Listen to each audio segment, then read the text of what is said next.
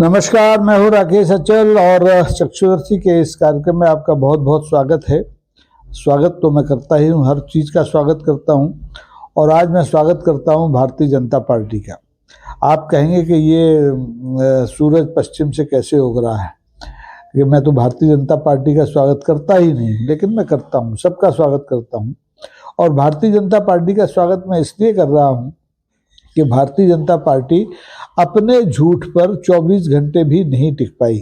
Bharatiya Janata party की ओर से लोकसभा में प्रतिपक्ष के नेता राहुल गांधी पर एक बहुत तीव्र हमला किया गया था कि हमारे राहुल गांधी ने अपने मोदी जी को पिछले आम चुनाव में हराने के लिए अमेरिका से करोड़ों रुपया मदद ली, और वो भी मतदाताओं को प्रभावित करने के लिए। लगातार हमले हुए। भारतीय जनता पार्टी के छोटे से लेके बड़े नेता तक ने कहा कि राहुल गांधी इस्तीफा दें, राहुल गांधी के खिलाफ मुकदमा दर्ज किया जाए, वगैरह वगैरह। और कांग्रेस लगातार ये सफाई देती रही कि ये झूठ है, ये झूठ है, झूठ है। कांग्रेस ने किसी से कोई पैसा नहीं दिया।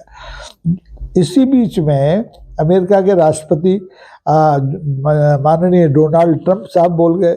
उन्होंने कहा कि हमने दिया है पैसा और मोदी जी को दिया है। उन्होंने नाम दे दिए।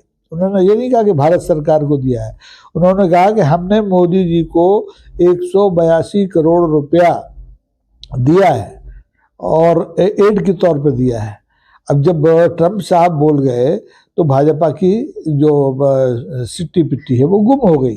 भारतीय जनता पार्टी को आनन फानन में मोदी जी को बचाने के लिए वित्त मंत्रालय को सक्रिय करना पड़ा, और वित्त मंत्रालय ने, केंद्रीय वित्त मंत्री श्रीमती निर्मला सीतारमण ने बड़ी ही विनम्रता के साथ ये स्वीकार कर दिया कि हाँ, भारत सरकार को 182 करोड़ रुपए अमेरिका से मिले थे, लेकिन वे वोटरों को टर्नआउट जो है बढ़ाने के लिए नहीं मिले थे, बल्कि वो दूसरे 6-7 प्रोजेक्ट हैं उनको चलाने के लिए मिले थे। अब सवाल ये है कि झूठ कौन बोल रहा है? अमेरिका की सरकार बोल रही है, एलन मस्क बोल रहे हैं, या राष्ट्रपति ट्रंप बोल रहे हैं, या मोदी जी बोल रहे हैं, या हमारी वित्त मंत्री निर्मला सीतारमण बोल रही हैं? ये तय करना बड़ा मुश्किल है। लेकिन अब मुझे लगने लगा है, रामचरितमानस की चौपाई मुझे बार बार याद आती है कि उमा दारू जोशित की नाही, सवै नचावत राम गुसाई। अब मुझे लगता है कि अमेरिका निश्चित तौर पर भारत की हमारी जो बैसाखियों पर चलने वाली सरकार है उसे नचाने पर आमादा है, अपने उंगलियों पर नचाने पर आमादा है। ये तो साफ हो गया है कि भारत की सरकार ने ये पैसा लिया था 182 करोड़ रुपया, ये कांग्रेस ने नहीं दिया। और कांग्रेस को मिलता भी क्यों? सरकार तो भारतीय जनता पार्टी की थी, हिंदुस्तान में पिछले 10 साल से है, तीसरी बार फिर सत्ता में आई है। तो ये पैसा निश्चित तौर पर भारतीय जनता पार्टी को मिला, भारतीय जनता पार्टी की सरकार को मिला, और अगर ट्रंप जी की माने तो ये मोदी जी को मिला। और मोदी जी ने इस पैसे से ही तीसरी बार सत्ता में आने की कोशिश की होगी। ये एक आकलन है, एक अनुमान है, ये आरोप नहीं है। मैं इसे आरोप नहीं मानता हूँ, लेकिन बहुत से लोग हैं जो इसे सच मानते हैं और सच जानने के लिए अदालत का दरवाजा खटखटाने तक के लिए तैयार है। हालांकि ये साहस कांग्रेस ने नहीं दिखाया, ये जिम्मेदारी कांग्रेस की थी कि कांग्रेस ये आरोप लगते ही अदालत में जाती और ये मांग करती कि कोई स्वतंत्र एजेंसी ट्रंप साहब के और एलन मस्क साहब के जो आरोप हैं उनकी जांच करे और पता करे कि ये पैसा आखिर लिया किसने है। तो ये तो उजागर हो गया कि पैसा दिया, भारत की सरकार ने लिया।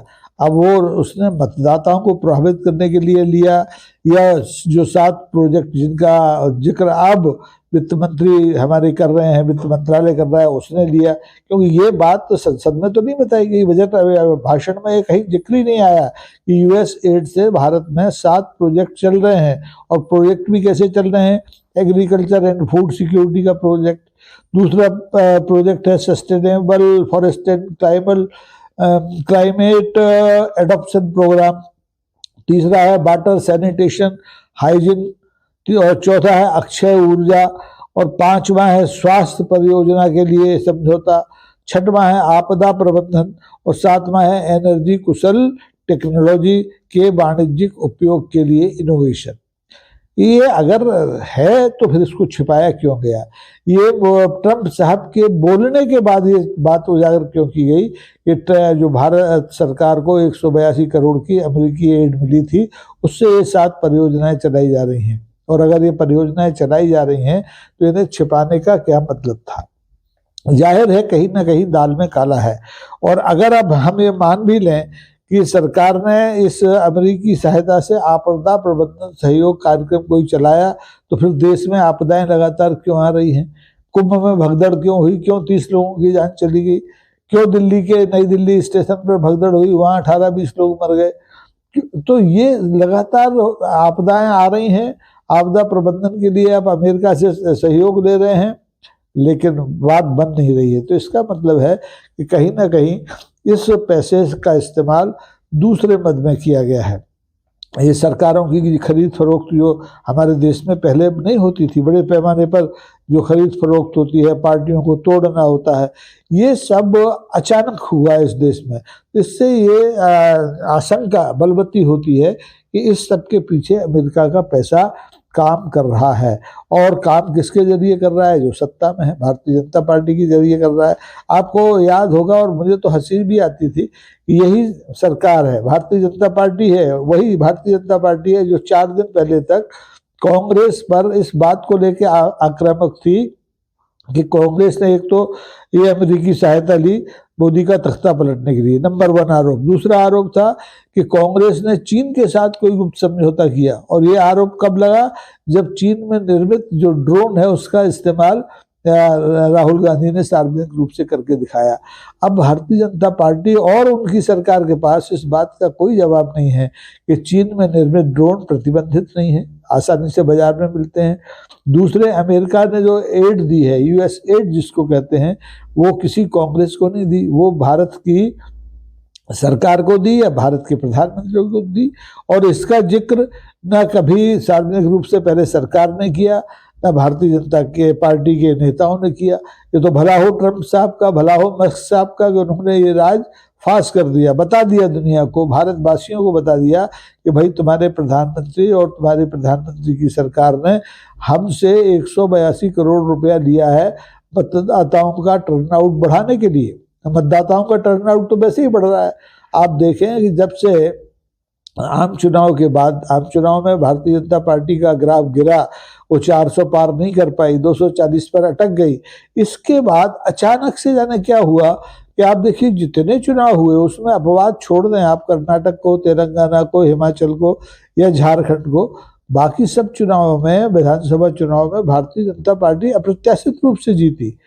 राजस्थान में जीती, झारखंड में, इसमें हमारे छत्तीसगढ़ में जीती, मध्य प्रदेश में जीती, हरियाणा में जीती, महाराष्ट्र में जीती और हाल में दिल्ली में जीती।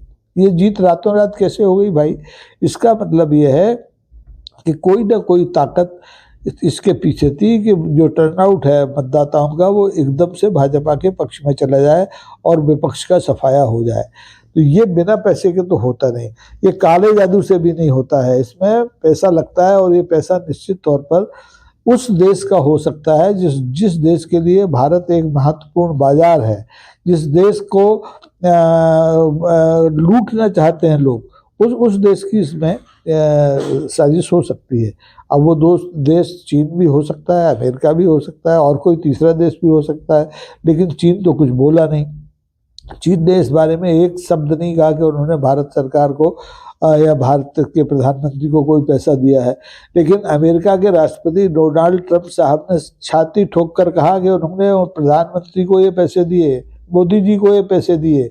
अब मोदी जी तो इस पर बोल रहे, मोदी जी किसी भी सवाल पर, किसी भी आरोप पर स्पष्टीकरण नहीं देते हैं, न संसद में देते हैं, न संसद के बाहर देते हैं, प्रेस कॉन्फ्रेंस में तो बिल्कुल ही नहीं देते हैं।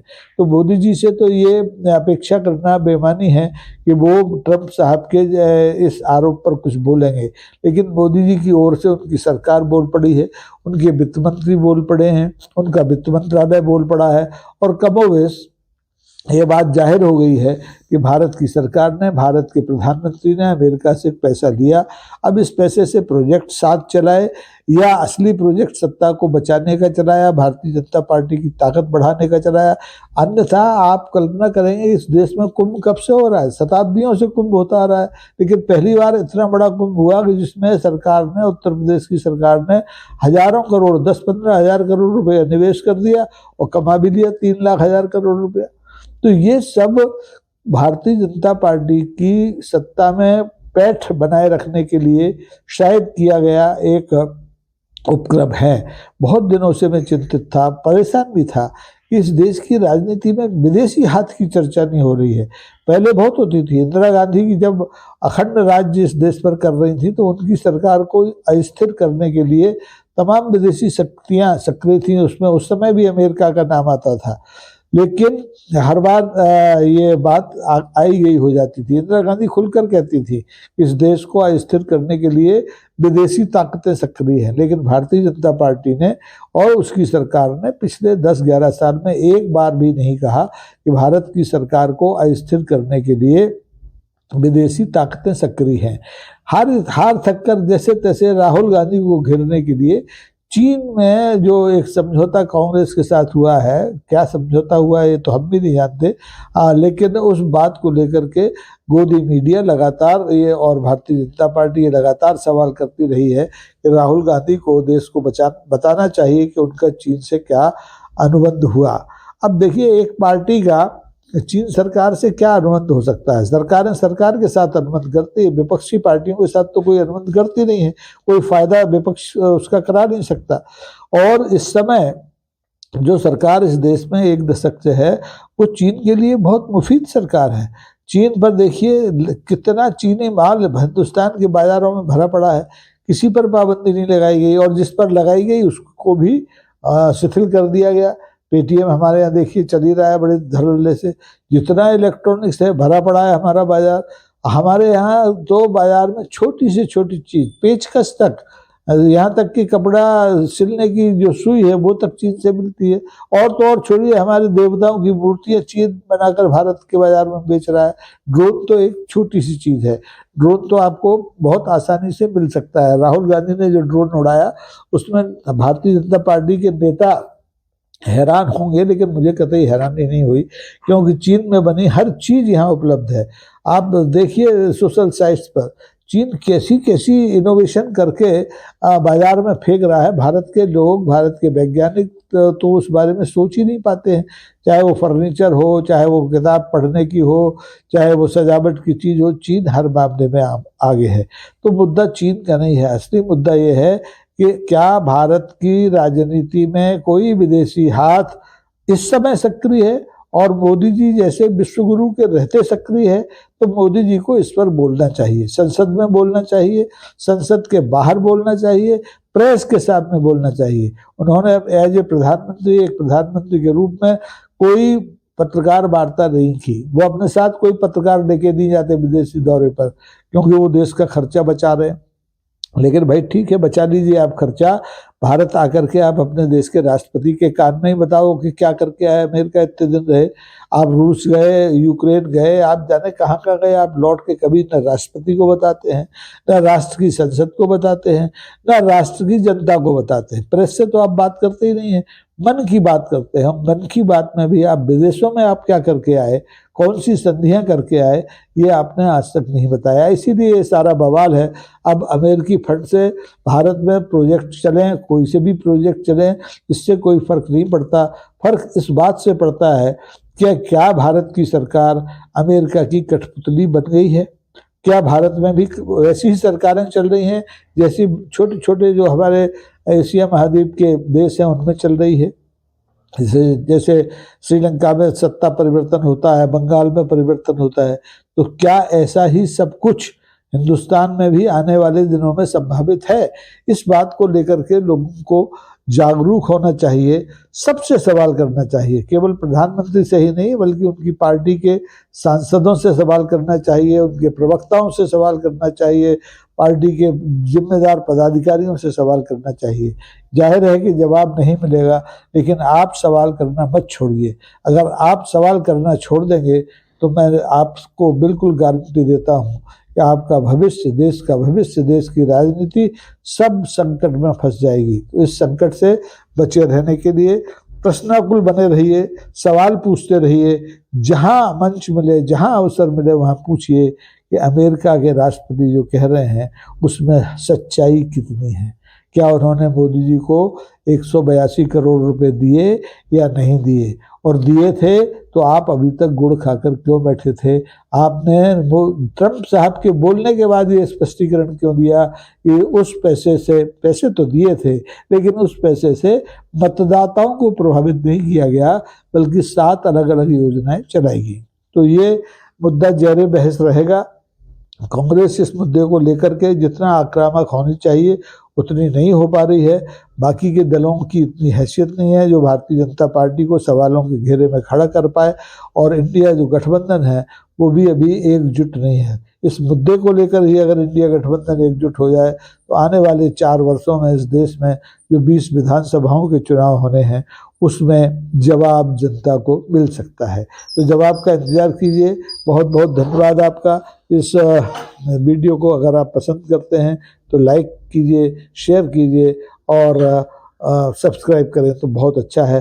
मुझे खुशी है कि मेरे बिना किसी प्रयास के, केवल निवेदन से अब हमारे परिवार की संख्या लगातार बढ़ रही है और हम 2 सैकड़ा हो चुके हैं।